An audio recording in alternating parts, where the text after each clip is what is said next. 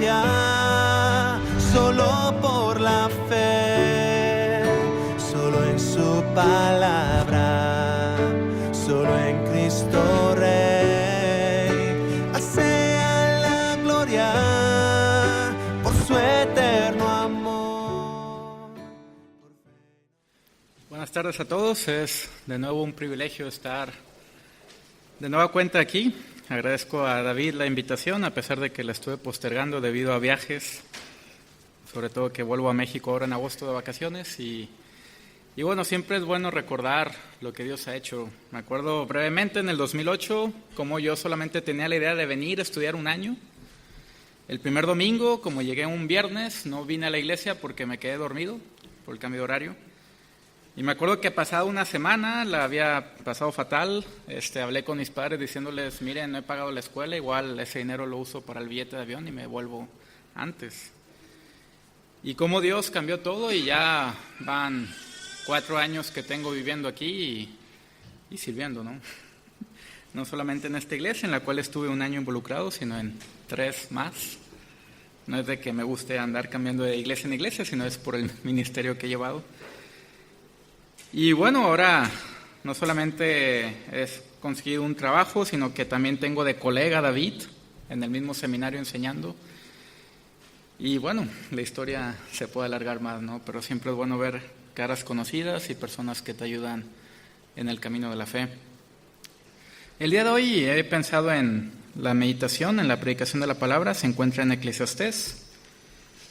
Y el título del sermón le he llamado Recuperando el Edén. Y tiene un sentido este título con respecto a lo que se va a hablar el día de hoy, porque quiero que volvamos un poco a la historia de Dios. Si vamos al libro de Génesis, capítulo 2, siempre es bueno poner el sermón en su contexto, y esto es la introducción. Vamos a ver una descripción que nos da aquí Moisés con respecto al lugar geográfico donde es posible que haya estado el jardín del Edén. Y empezamos leyendo el capítulo 2 a partir del verso 10. Y salía de Edén un río para regar el huerto, y de allí se repartía en 4 brazos.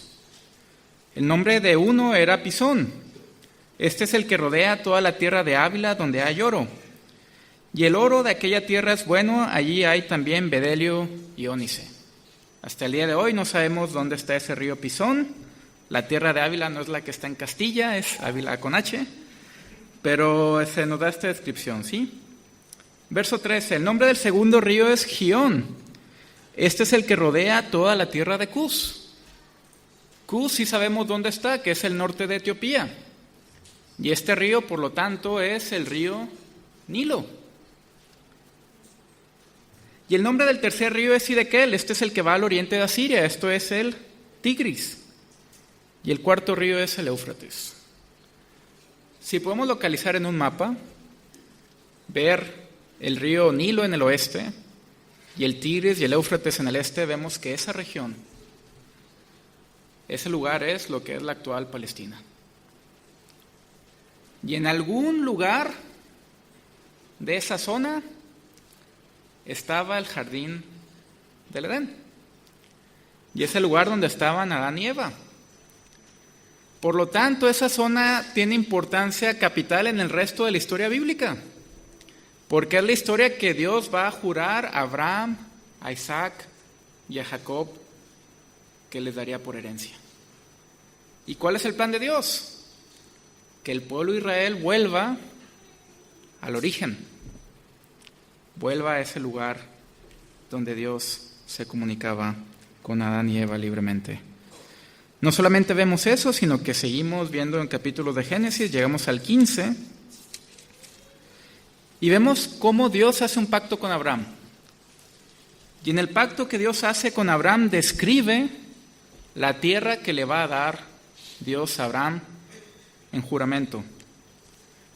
Génesis 15, 18 dice lo siguiente: En aquel día hizo Jehová un pacto con Abraham diciendo: A tu descendencia daré esta tierra, desde el río de Egipto hasta el río grande, el río Éufrates.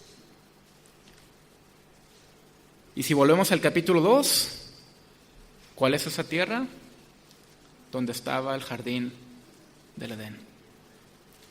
La idea, el plan de Dios era que ese pueblo, esa descendencia de Adán y Eva, volvieran en algún momento de la historia a poblar esa zona. Y no solamente que la poblaran, sino que fueran grandes como la arena que está a la orilla del mar y que tuvieran bendición tras bendición. Curiosamente, esta promesa se materializa en los días de Salomón. Conocemos la historia de Salomón, es un hombre que recibe una herencia importante de su padre David. Y si vemos en la descripción que se nos da en el libro de los Reyes, en el primer libro de Reyes, capítulo 4, fíjense la descripción que se nos da acerca de la zona que está gobernando Salomón. Capítulo 4, a partir del verso 20. Judá e Israel eran muchos como la arena que está junto al mar en multitud. La descendencia de Abraham iba a ser como la arena que en multitud, y aquí está. Aquí se está cumpliendo. Y no solamente pasa eso, sino que sigue diciendo, comiendo, bebiendo y alegrándose.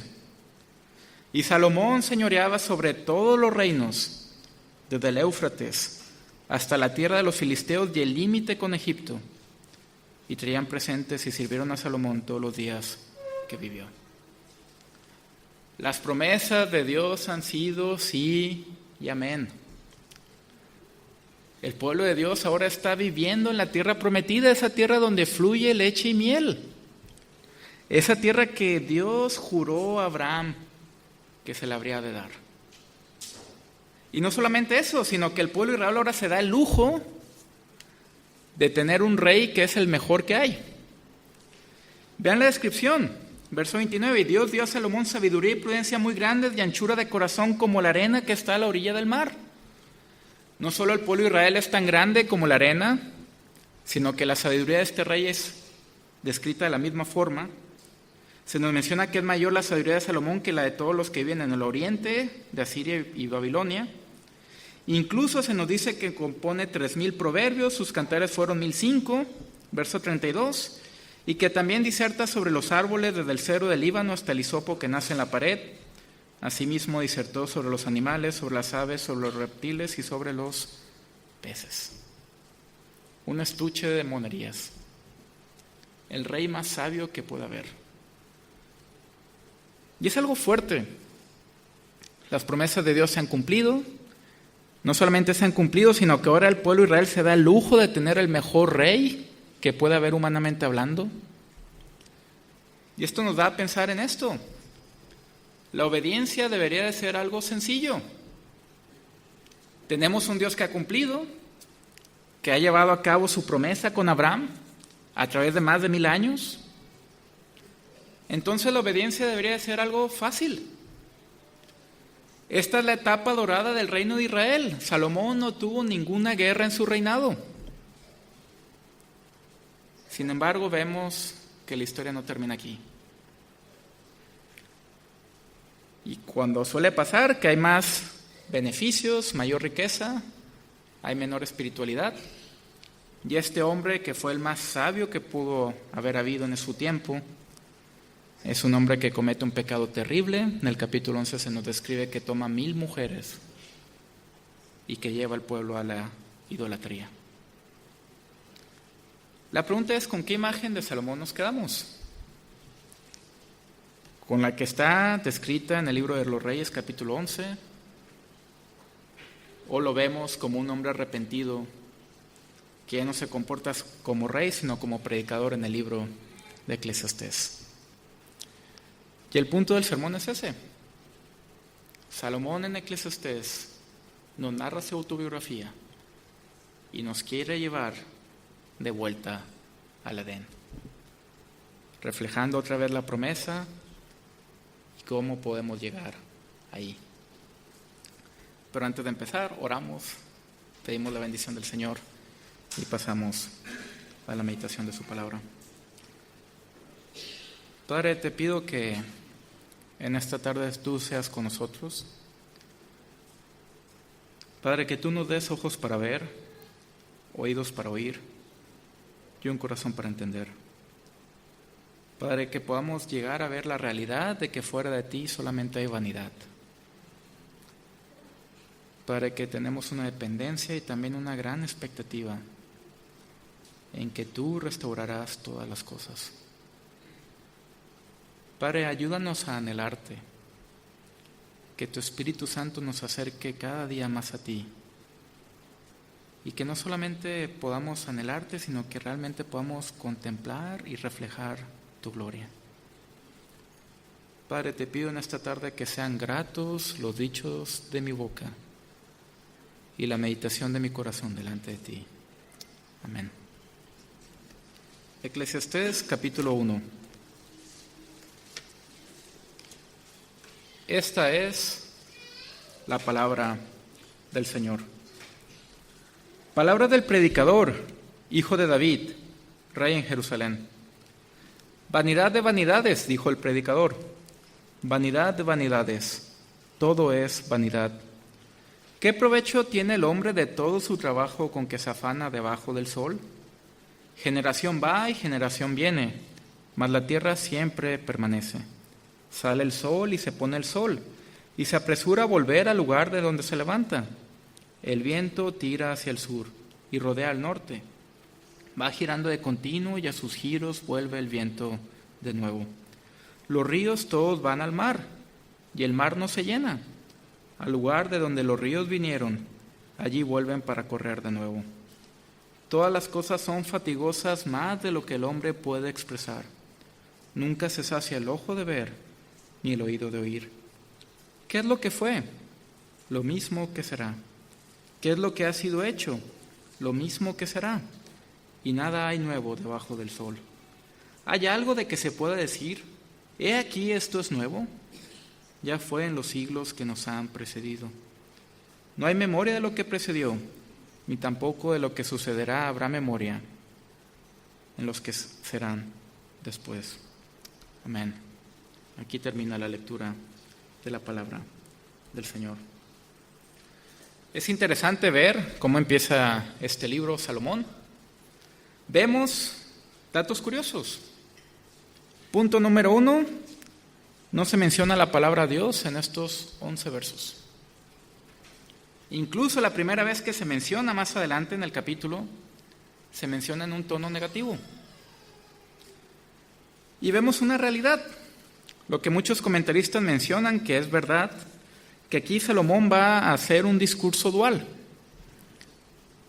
Un discurso dual de un punto, mencionar lo que es la vida sin Dios, cómo esto no tiene sentido, cómo esto es vanidad.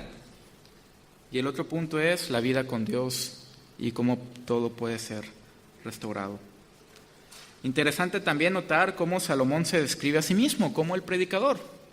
La palabra hebrea kohelet, que aparece en muchas Biblias, que significa el que asamblea o el que reúne, que curiosamente es la misma palabra con la cual se describe al rey Salomón cuando dedica el templo en Jerusalén. Es interesante ver que cuando Salomón dedica el templo de Jerusalén no se comporta como rey, sino como sacerdote. Si ustedes van a la narrativa, vemos que Salomón es el que ofrece los sacrificios, es el que hace la oración, es el que bendice al pueblo, es el que menciona al menos 7 veces en ese discurso que si alguien peca, el Señor lo irá desde los cielos y lo perdonará.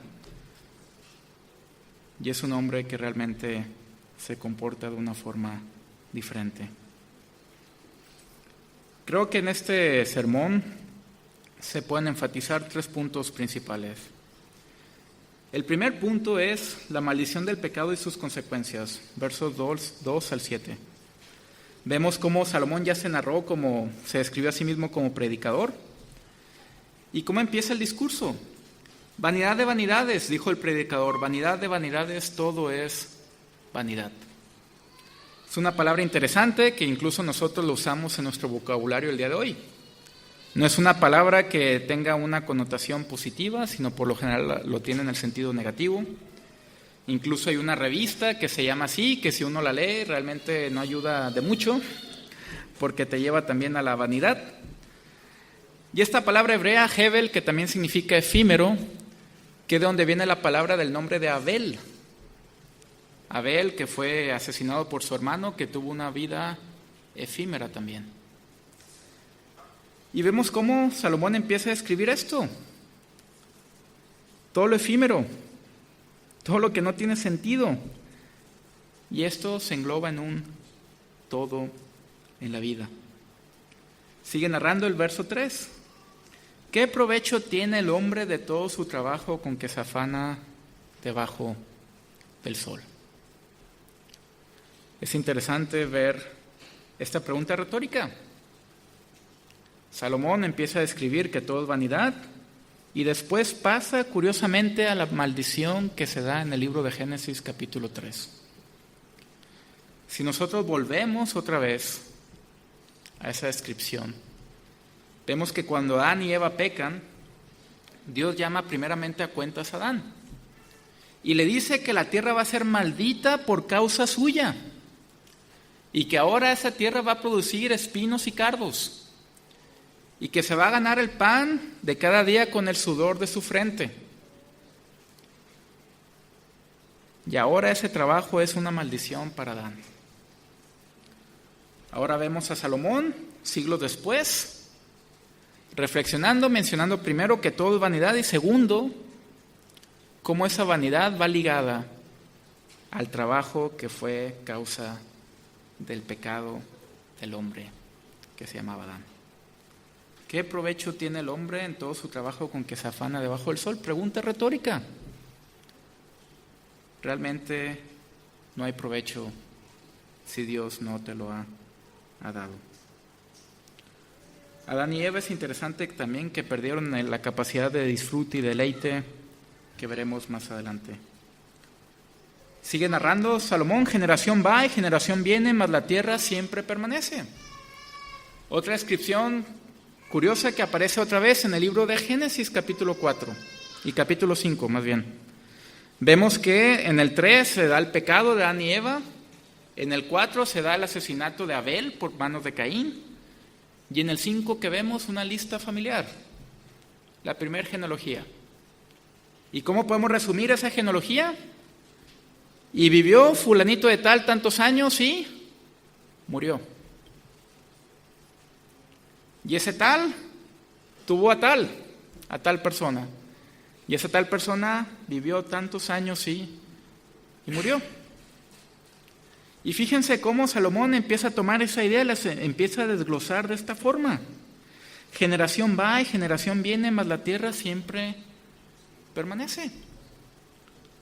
Las personas no son eternas.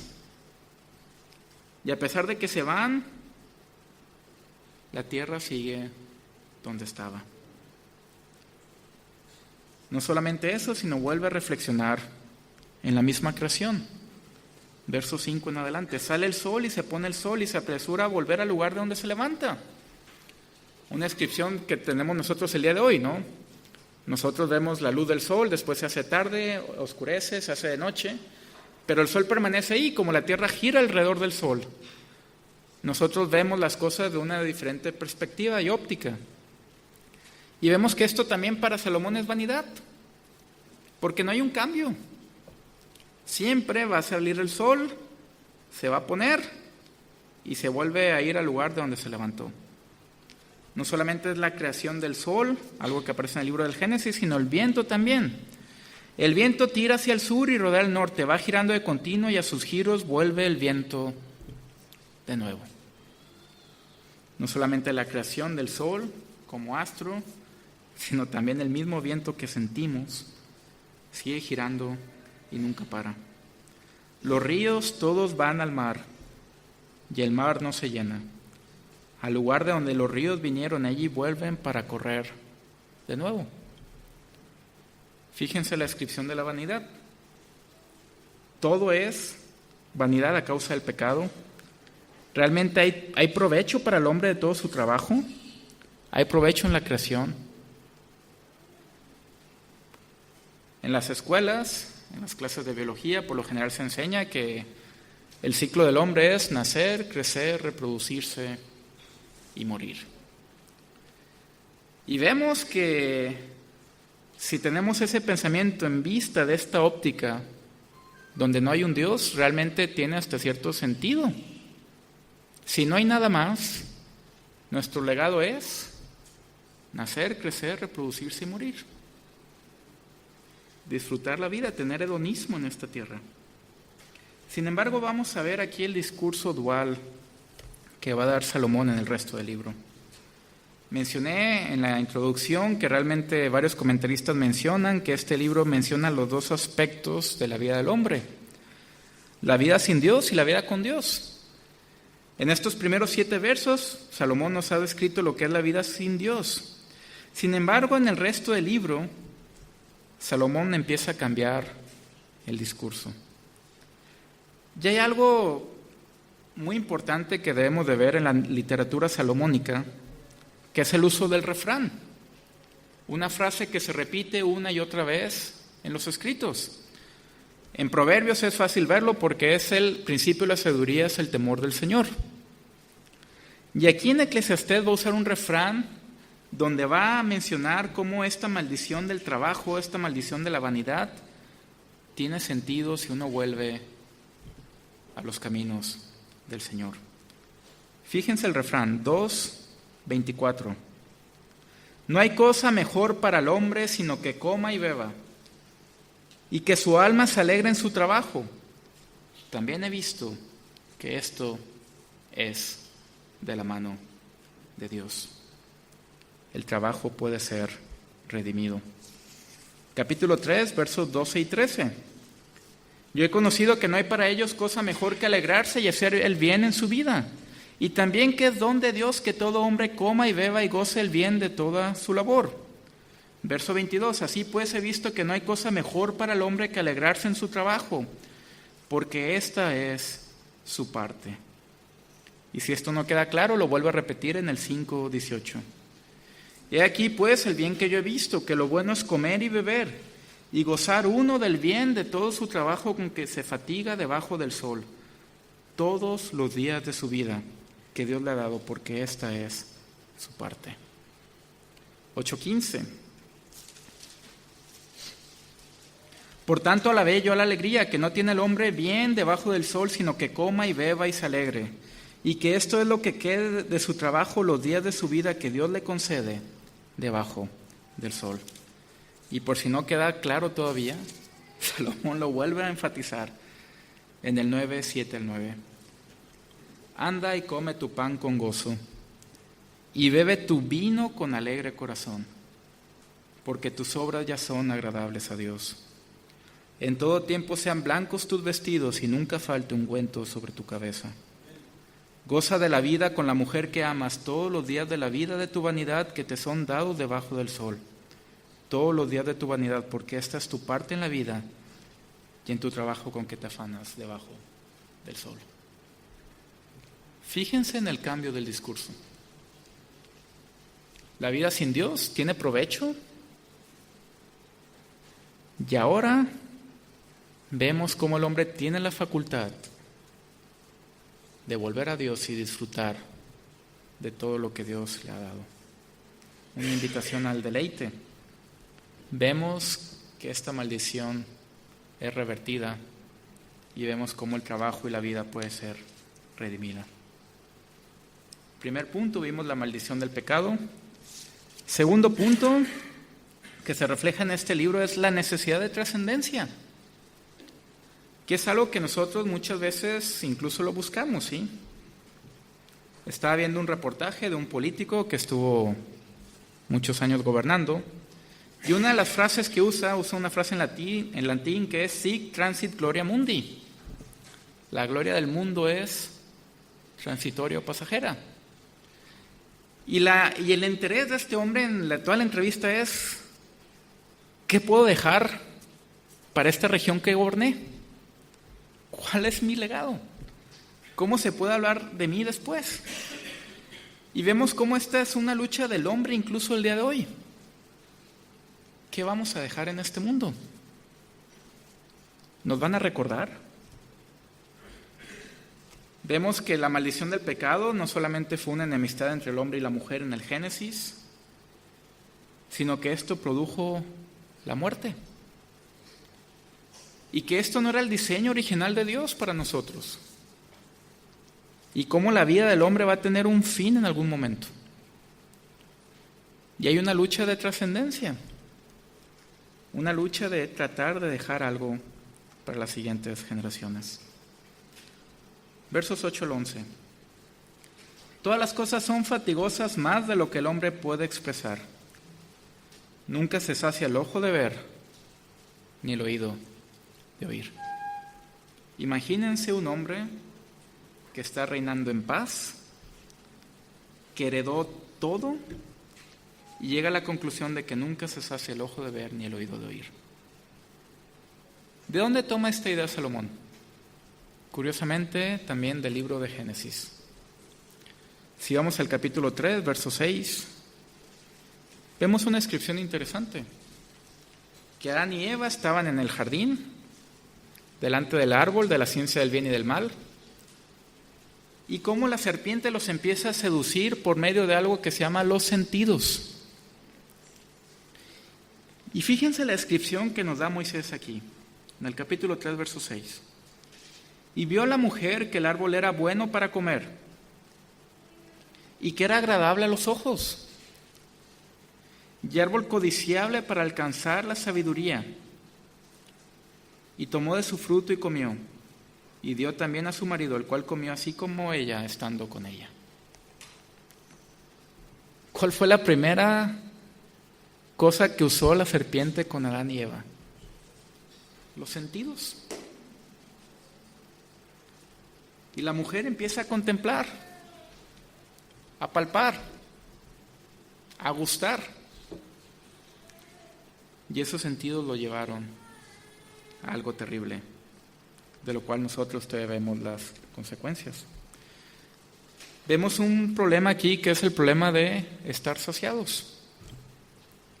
Vemos que esa manzana, que realmente era agradable y a la vista y quizá muy deliciosa, bueno, no se nos menciona nada el texto, pero posible que lo haya sido, vemos que realmente no trajo un deleite, un disfrute eterno para estas personas. Es interesante cómo en el resto de la Biblia, una vez tras otra, en todo el Antiguo Testamento, incluso en el Nuevo, se nos da un llamamiento a los sentidos. La serpiente sedujo a Eva y a Adán por medio de esto.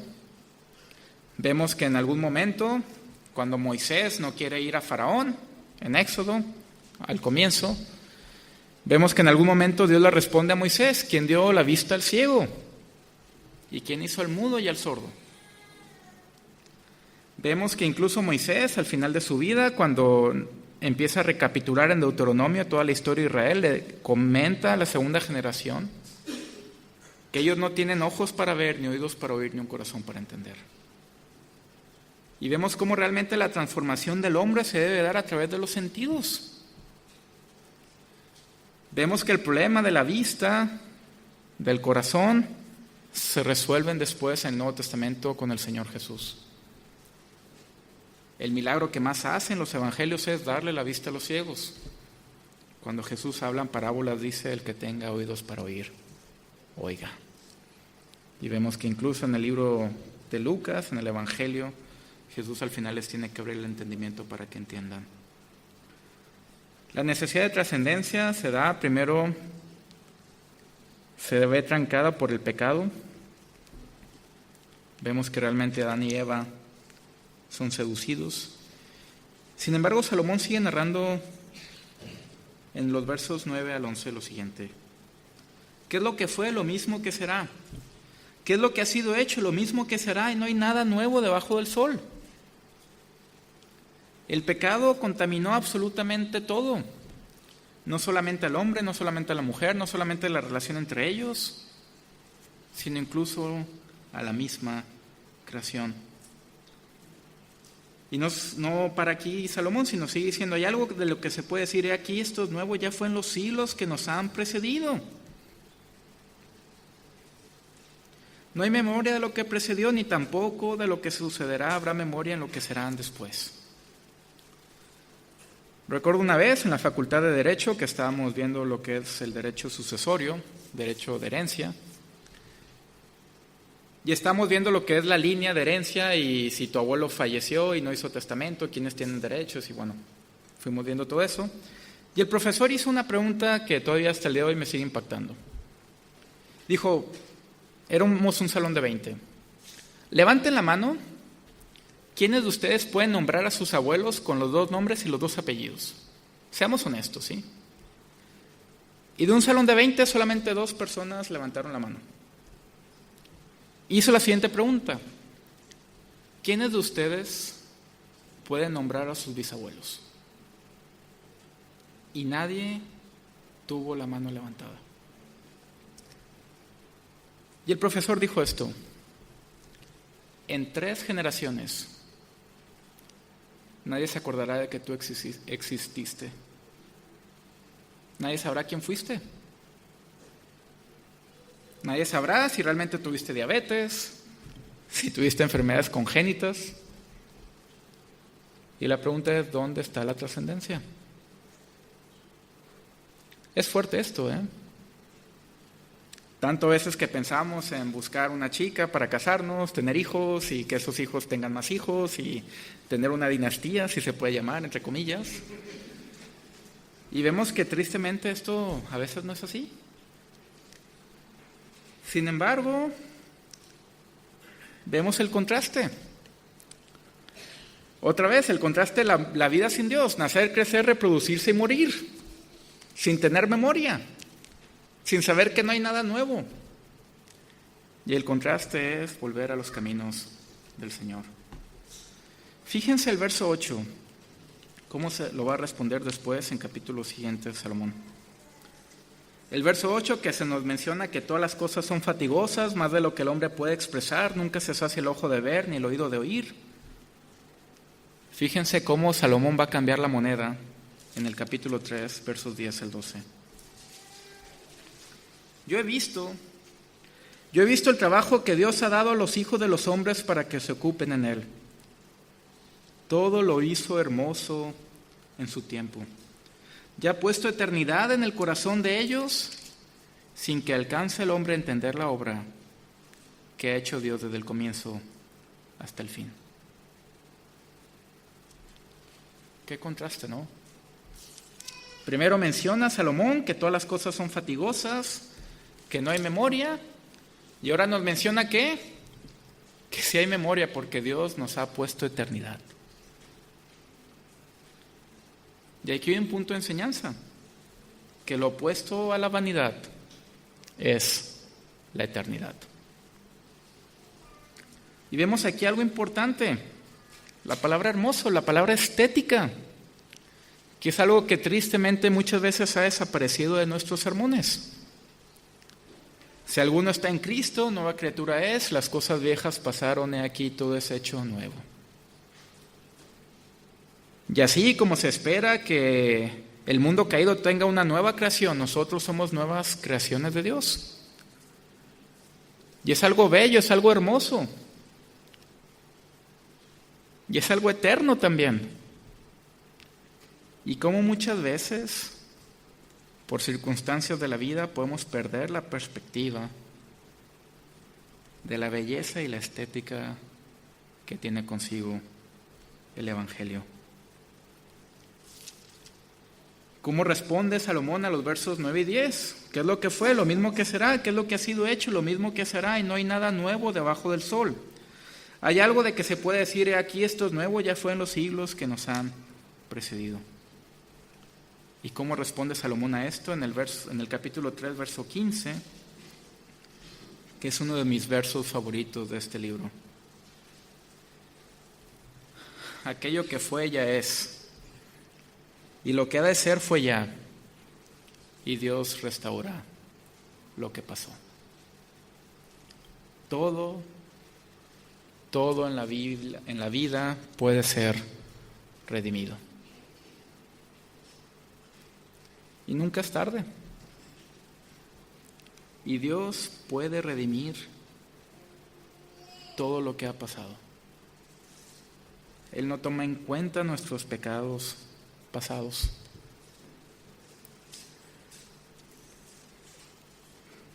Dios nos recuerda. Y no solamente nos recuerda, sino que nos llama por nombre.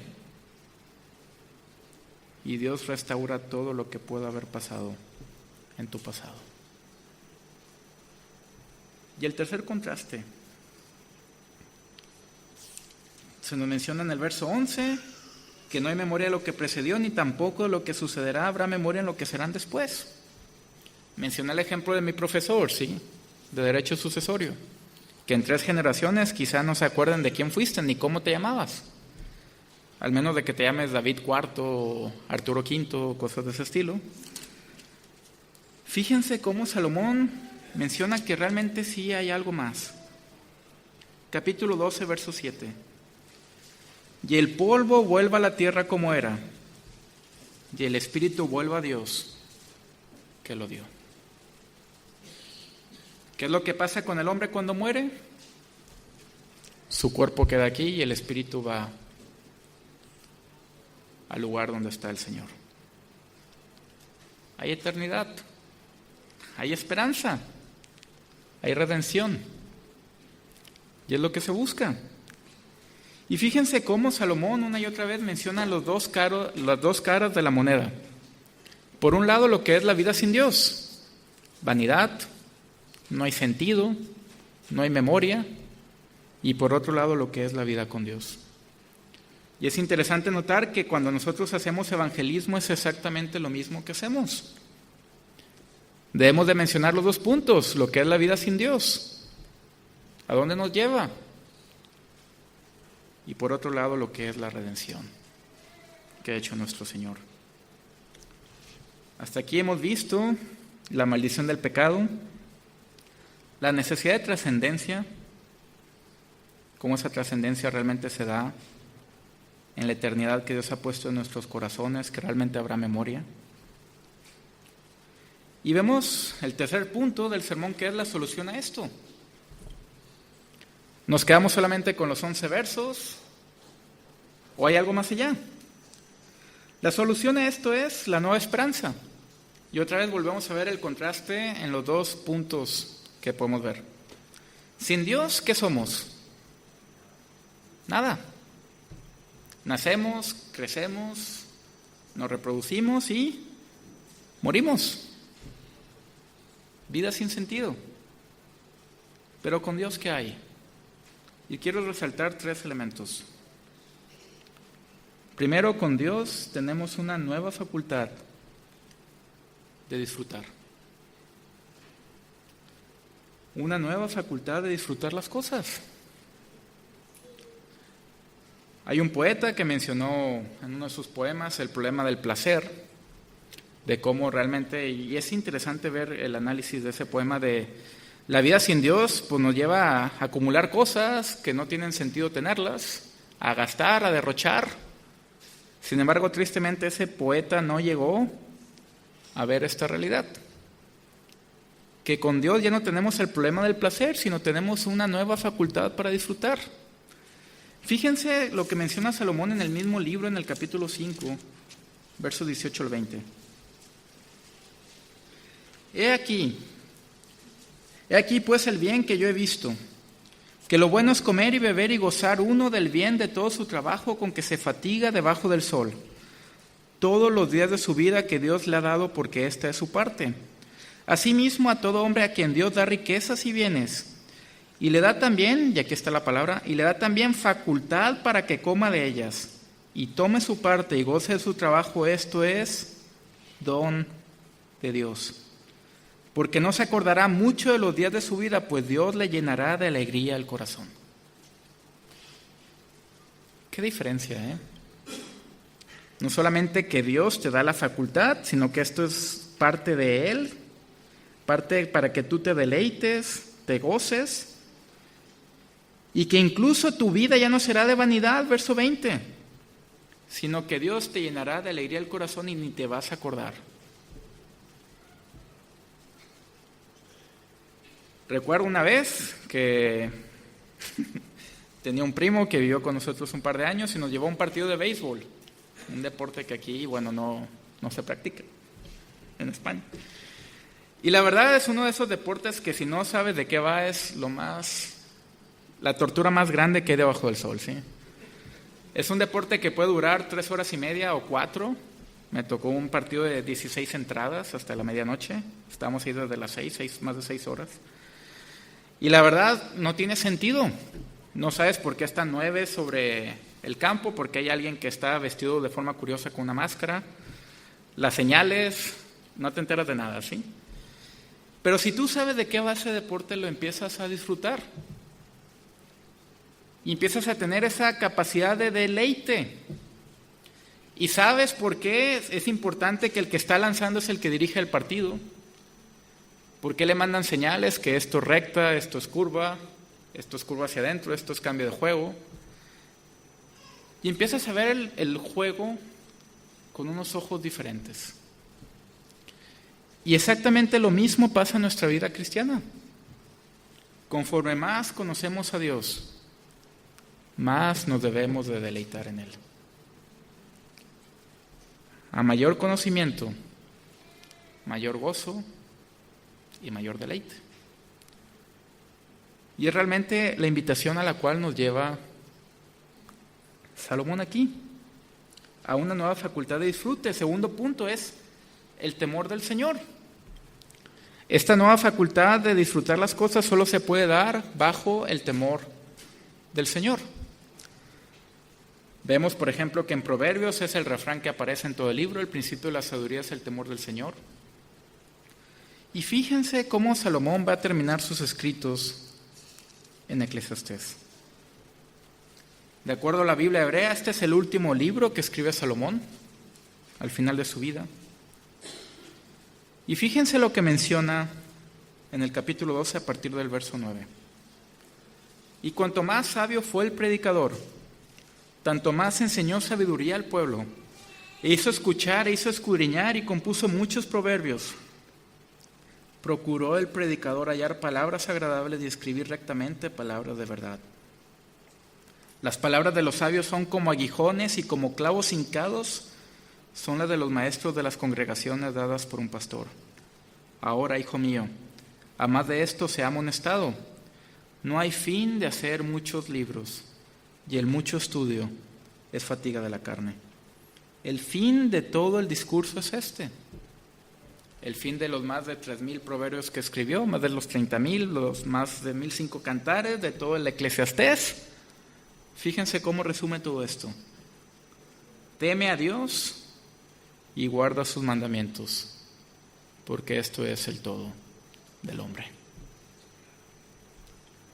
Volver al temor del Señor. Volver al temor del Señor, una nueva facultad. Y esto también produce una expectativa de redención. Mencioné el título del sermón, Recuperando el Edén. Y ahora me pueden preguntar, ¿y esto qué tiene que ver con todo lo que has dicho? Y algo interesante.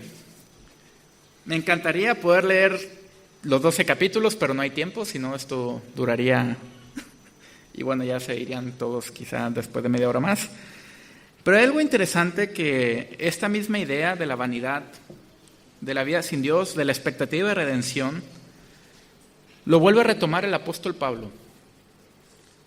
Y quiero que leamos unos versos de Romanos capítulo 8. Y fíjense cómo esto nos va a llevar a la idea de cómo podemos recuperar el Edén. Romanos capítulo 8. Voy a leer a partir del verso 18.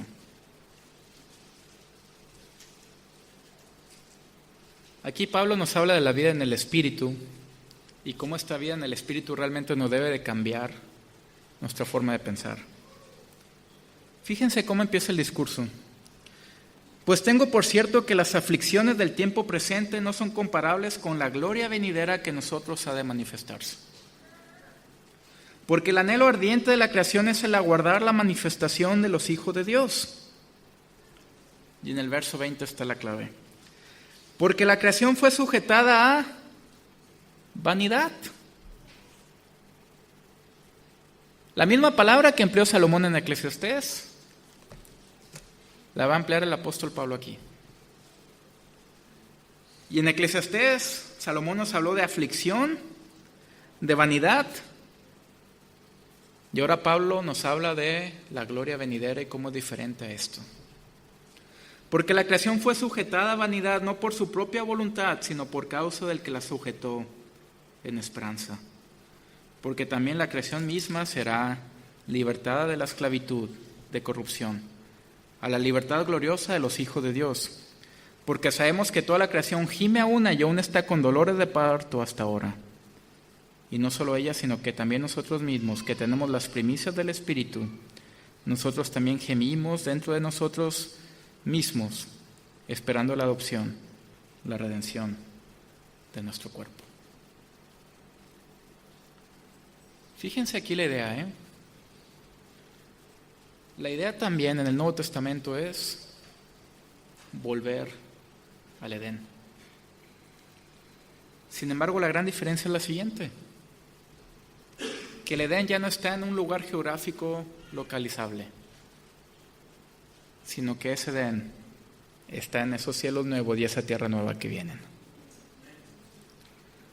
Juan en Apocalipsis menciona que ve la Jerusalén de Dios descender del cielo, y esa Jerusalén se junta con la tierra, es uno, todo es creado nuevo. Y vemos que hay los mismos elementos que en el libro de Génesis. Está el árbol de la vida, está un río, que este río ahora es para sanidad de las naciones. Y vemos ahí que ya no hay necesidad de sol, ni de viento, ni de nada, porque todo es hecho perfecto. ¿Cómo podemos recuperar el Edén? Por medio de la fe, en lo que Jesús hizo por ti y por mí en aquella cruz. Vemos que aquello que fue ya es, y lo que ha de ser fue ya, y Dios restaura lo que pasó. Y Dios restaura por medio de la sangre de su Hijo. No solamente nos restaura a nosotros, sino que restaura toda la creación. Y volvemos a ver cómo todo lo opuesto a la vanidad es la eternidad. Y no solamente Dios puso eternidad en nuestros corazones, sino que esa eternidad se va a ver materializada cuando veamos su rostro.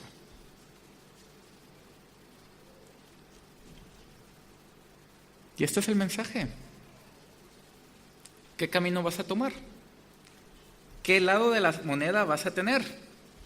La vida sin Dios, que describió Salomón en estos 11 versos, en lo cual todo es vanidad, en lo cual no hay memoria, en lo cual ni siquiera tus bisnietos o tus tataranietos te van a recordar. O el otro lado de la moneda, que es eternidad, redención y restauración. Solamente hay dos caminos. ¿Cuál vas a tomar? Espero que tomes el camino de la eternidad. Confía en el Señor. Confía en sus brazos. Son buenos brazos. Amén. Oremos. Padre, gracias por tu palabra, y te pido, Padre, por esta iglesia, que siga siendo luz y sal en esta tierra, Padre, que puedas seguir llevando más hijos a tu gloria, que seas con los líderes, que los capacites, Padre.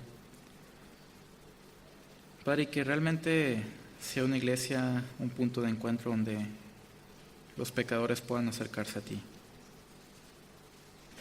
Padre, sé con nosotros, sé con nuestras familias, que realmente podamos pensar y buscar más las cosas eternas. Padre, restáuranos hacia ti, ayúdanos a crecer en santidad. Te lo pedimos en el nombre de tu Hijo Jesucristo. Amén.